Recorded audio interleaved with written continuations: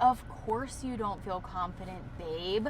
You're sitting there laying in bed for hours watching high cortisol reality TV. You're doom scrolling at the same time, and you're never leaving your comfort zone. And then all the while you're on DoorDash ordering some unhealthy food, and you're wondering why your confidence has just totally plummeted. It's just non-existent. Well, in today's video, we're going to teach you how to build the confidence that you truly desire and that we know you're capable of. My name is Bea. And I'm Jessie. And we help women heal themselves from the inside out through breath work, through energy work, and deep subconscious rewiring in our conscious coaching. So if that sounds like very interesting to you, very on brand for you, hit that subscribe button and continue to watch our videos. Yes, and if you're returning and you've been subscribed, like, welcome back. We're so grateful that you're here. So grateful. We're gonna dive into this because I feel super passionate. Bea feels super passionate. We've been where you are. Absolutely. I have lacked confidence before in my life, and I love bringing people out of that state, and into their most powerful, confident, glow up self, because it exists. So one of the things that's really helped me build my confidence is getting out of my comfort zone, is actually going towards the things that are making me uncomfortable, going towards the fear. And I know that that sounds crazy, that your nervous system might already be like dysregulated, it's like working up, like getting anxiety. Like, I completely understand all of that. You can work towards those things and move towards those things even while you still feel that fear, because you can be super evolved, super transformed, even more so than we are, because obviously there's never like a cap. And those people still feel the fear. The difference between them and maybe someone who is not moving towards the fear is that they just do it anyway. So both people still have the fear. They're just not allowing it to control them so much. When you put yourself outside of your comfort zone, one of the things that I think of, a story that comes to mind, is when we were networking, when we were in St. Pete, Florida. We started networking on the beach, and I pushed Bea to go up to people. We were like doing our light flow sessions. We were offering it for free. We were doing these like free events, and I told Bea, like, oh, we're just gonna like go up to random people, and she was like, what? She's like, I'm not doing that, you can do that. And I felt like I was just like, oh, this is like NBD, but it was a super big deal. That was a huge deal for her, and totally outside of her comfort zone. But on the other side of that, when she actually did it, committed to going up to these complete strangers, being vulnerable, putting herself out there, and they're like, yeah, of course, that sounds amazing. Like, I want to do that. It built so much confidence to where the next time it wasn't as big of a deal. Yeah, absolutely. So I still held on to that fear even when I was going to people, random people, strangers on the beach, asking them to join our light flow session.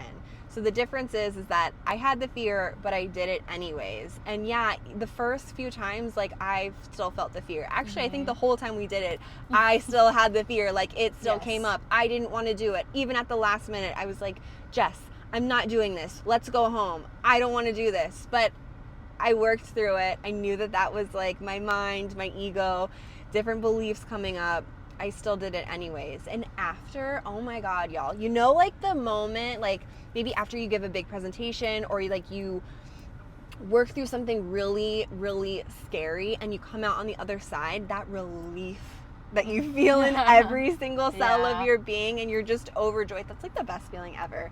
That is what builds confidence, because you're saying, your body and your mind are like, oh, that was super scary, and I just did that. Okay, I can do anything. I can do hard things. So that brings me to another thing that helped with my confidence. I know I came in hot in the beginning of the video where I was like, you're doom scrolling in bed watching a high cortisol reality TV show. I used to doom scroll, and it made me feel like hell. It made me feel not great, not good about myself. it totally affected my confidence. And then you're like also getting lost in these highlight reels of everybody else's life, and then comparison comes in and you're like, oh my God, I'm not doing this with my life. Like, it's like, so something, I used to do that before bed at night. I used to literally lay in bed and doom scroll for like an hour or two and just feel so horrible. So what helped me is implementing and sticking to this, not doom scrolling anymore. It might not be as easy as that. I'm more of a like all-in person type. I go cold turkey, and I know a lot of people aren't like that. But something that you can do is put like a timer on your phone, or have a designated time every evening, like, okay, at 8 o'clock or 9 o'clock, an hour before I'm going to sleep, I'm going to put my phone in another room. I'm not going to touch it until the next morning. That has worked wonders for me. That's increased your confidence by creating that routine. Like really committing. I think the commitment portion too has, because I'm like, oh yeah, like I can do this, and I deserve this. I deserve to feel good. I don't deserve to be on social media feeling horrible about myself. And then you're like, your eyes are just like, in your mind, your subconscious and like your conscious mind are taking in all of this information constantly, and then all of this comparison is happening, and you're like, oh my God, why don't I have, you know, this and this and this, and like they're the same age as me. It's like, you can get really lost in that. Yeah, that makes so much sense. Okay, so creating the routines to build confidence, and obviously like stop doom scrolling, because that's not going to build up anyone's confidence. That makes sense. Okay. And then also, I just want to say too, this was in like another video that we did, but going through your followers too, like little by little, or who you're following, and removing people that you don't really feel good about following. It doesn't make you feel good when you see them post something. You're like, remove them. Just remove them. Yeah, that's a good tip. We'll link that video down below. The thing that I wanted to talk about that I'm continuing to work on, but have gone through different levels and layers of this, is letting go of trying to be perfect. When you take yourself outside of that category, when you like wipe away all of the pressure that I have to look this certain way, I have to say this thing right, I have to do this thing exactly this way, otherwise it's terrible. When you remove all of that, you allow yourself to show up just as you are, and in a much more authentic way. And to be honest, like that makes me feel so much more confident when I can show up to whatever it is, wherever it is, and just be. I feel so good about myself. Yeah, maybe I question, oh, should I have said that, or should I have done that? But then at the end of the day, I'm like, but I was being myself, you know?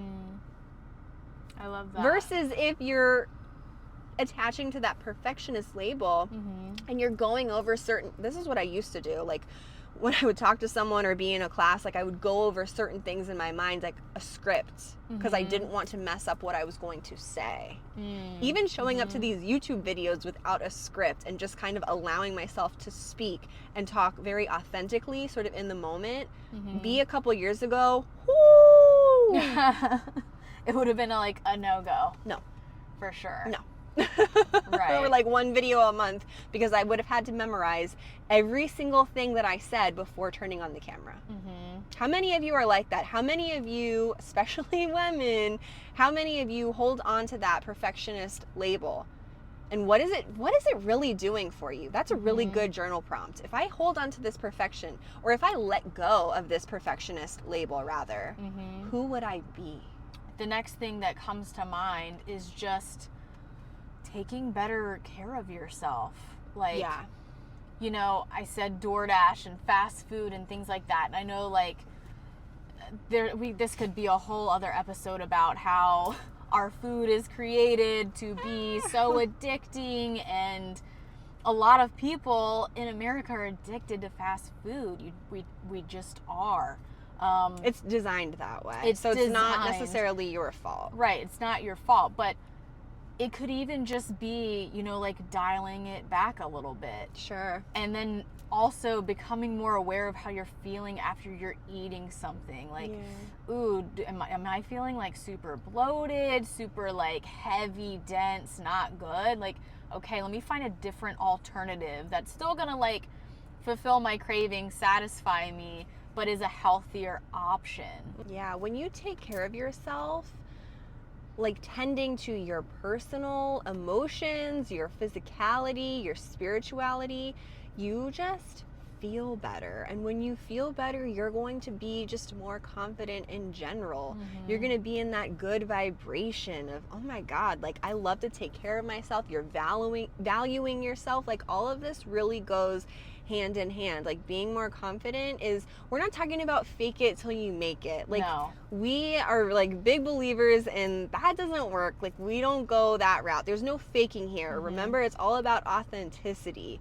So if you're not feeling confident, being authentic with that, that can even build confidence, because that's being like honest. Right. Oh my, I think this it is where all I'm really at. boils down to like taking an honest inventory of where you're at and what you can change, because what you're not changing, you are choosing.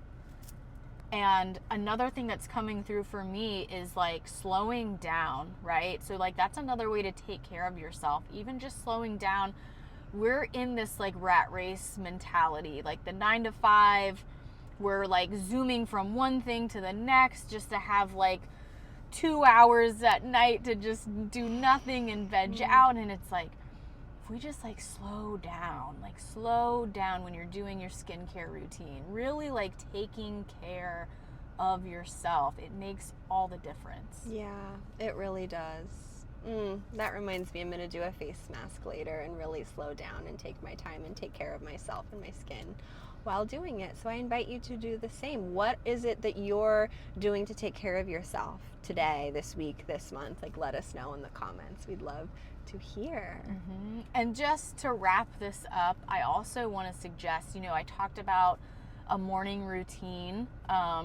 Something that has really helped me as well is a book that Bea read first and then passed along to me, and it is the 5 a.m. Club. It will change your life. It has totally like changed my life.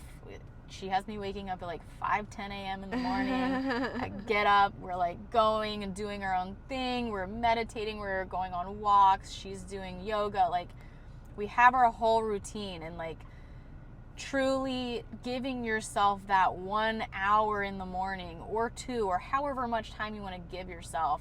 You could start off with 10 minutes. Yep.